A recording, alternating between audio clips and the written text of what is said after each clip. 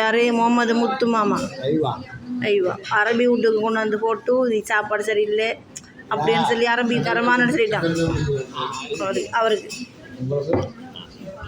எனக்கு ஒன்று.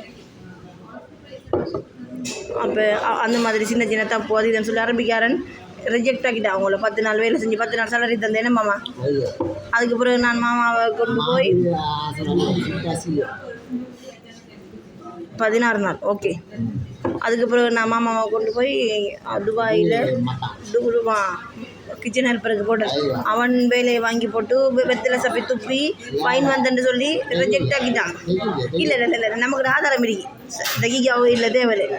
வெத்தில சப்பி துப்பி அந்த ஃபைன் வந்தேன்னு சொல்லி ரிஜெக்ட் ஆகிட்டான். அதான் காரணம் அவனுக்கு. ஆனால் அவன் போய் சொன்ன நம்மள்கிட்ட வேலை சரியான்னு சொல்லி அது போய் வெத்தில சப்பி துப்புனதானே அவனுக்கு காரணம்.